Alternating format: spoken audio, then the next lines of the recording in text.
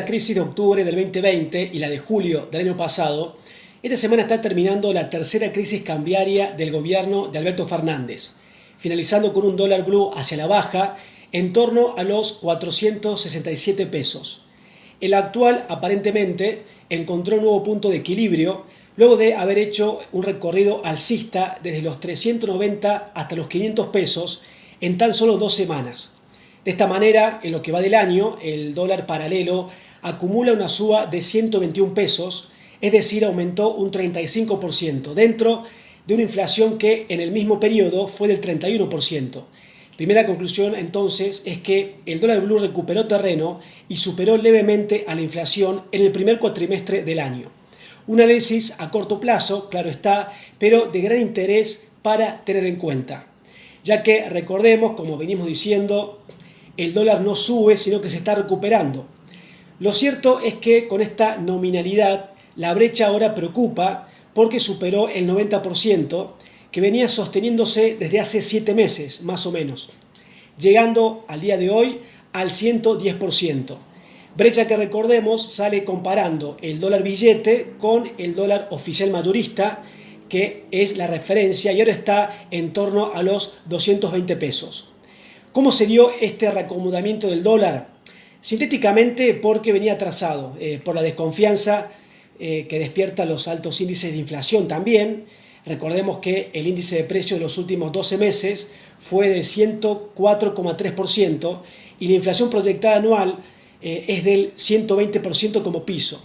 Y también este cimbronazo monetario fue por cuestiones coyunturales, como la sequía que limita el ingreso de dólares al Banco Central y las cuestiones políticas que siempre suman incertidumbre en un periodo electoral especialmente y lleva a que mucha gente, como de costumbre, empiece a dolarizarse, aumentando por lo tanto la demanda de esta divisa en el mercado formal e informal.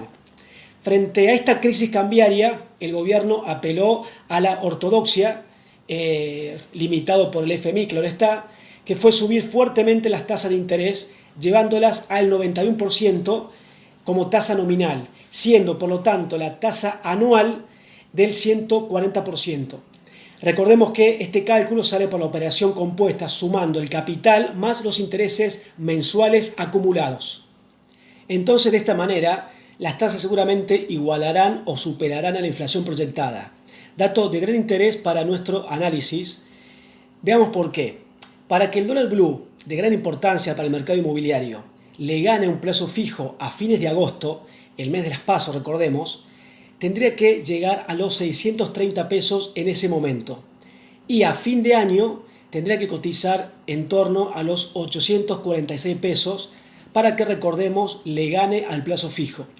Algo que es poco probable, principalmente porque el gobierno hará lo que sea necesario, menos devaluar abruptamente los dólares oficiales. Seguirán en definitiva con el llamado crawling peg, que recordemos son las mini devaluaciones diarias. Y bueno, antes de pasar al mercado inmobiliario en particular, terminemos este análisis del dólar con algunas comparaciones esclarecedoras para responder a la gran pregunta si está bien su cotización ahora luego de su última suba. Veamos algunos ejemplos comparativos. Dígase, el dólar de la primera crisis financiera de Alberto Fernández en octubre del 2020, cuando llegó a los 195 pesos, actualizó por inflación, incluyendo la proyectada para abril, que sería similar a la de marzo, hoy estaría por arriba de los 680 pesos. Y la crisis del año pasado, cuando renunció Martín Guzmán, el entonces ministro de Economía, que el dólar llegó a los 350 pesos, hoy actualizado por inflación, estaría en torno a los 580 pesos. Por lo cual, en comparación con las últimas alzas de esta divisa, la reciente suba que llegó al dólar, recordemos, a los 465 pesos más o menos, no logró empatar a la inflación en el análisis largo que estamos haciendo, del 2020 a la fecha, primero, y de julio pasado a la actualidad después. Sí subió su valor nominal, obviamente, pero no en proporción subió su valor real. Finalmente, si tomamos la cantidad de pasivos monetarios y lo dividimos por las reservas brutas, el dólar de equilibrio hoy sería de 480 pesos.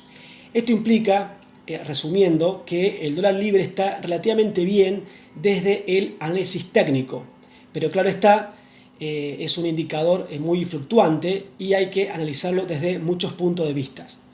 Ahora bien, frente a estos cimbronazos financieros, ¿qué puede pasar con el mercado inmobiliario? Vamos a lo nuestro.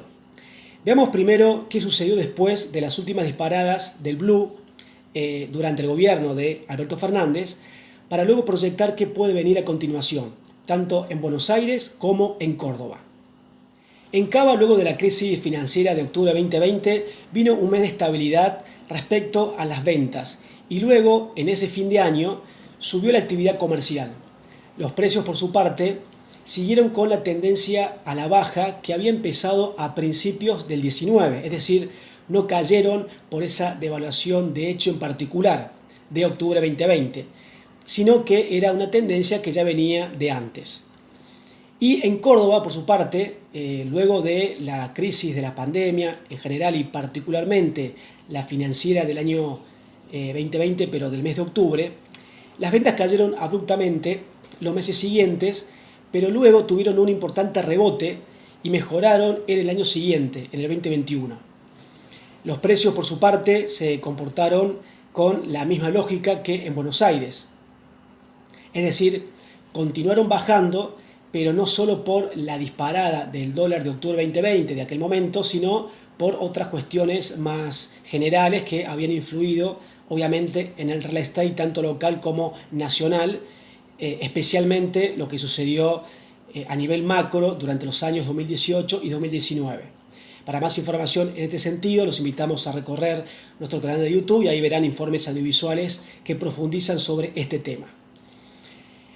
Veamos ahora qué pasó post renuncia del entonces ministro de Economía, Martín Guzmán, en julio pasado 2022, lo que definimos como la segunda crisis financiera que sufrió el actual gobierno.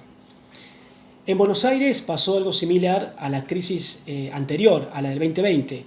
Hubo una meseta en la cantidad de ventas y luego una mejora hacia fin de ese año. Y los precios, por su parte, también tuvieron la misma lógica, siguieron con una tendencia a la baja, menos marcada que en el año 2020, pero como indicamos también antes, era una lógica que ya venía de periodos anteriores. Aclaremos brevemente que cuando hablamos de precios, en esta exposición, nos referimos a los precios de publicación. Bueno, ¿qué pasó en Córdoba luego de esta crisis financiera de julio 2022, el año pasado? Las ventas mejoraron, es decir, aquella devaluación de hecho, algo muy interesante, no impactó negativamente en la comercialización de los activos reales cordobeses. Y los precios, por su parte, siguieron estables. También un dato de gran interés para profundizar después en otro momento. En definitiva, no continuaron bajando de manera marcada, como sí sucedió, por ejemplo, en Buenos Aires.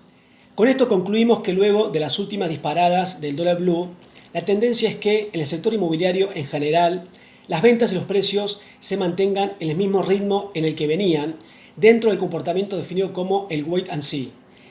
Las futuras caídas y subas, tanto de los precios como de la cantidad de ventas, se producen por sumar otros factores. Dicho de otra manera, el movimiento del dólar influye claramente, pero no tiene una influencia directa, de por sí, determinante. ¿Qué creemos nosotros? ¿Qué pasará de ahora en más?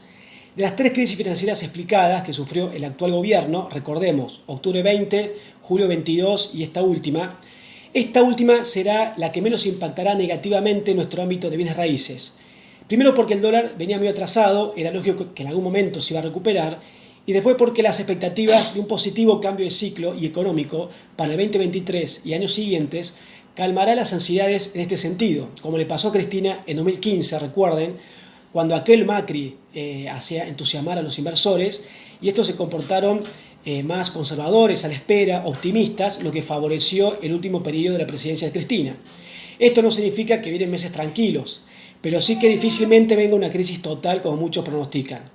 ¿Cómo posicionarse a futuro? Lo importante, como siempre decimos, es tener una perspectiva a largo plazo a la hora de evaluar inversiones inmobiliarias, no quedarse en el día a día, en el mes a mes.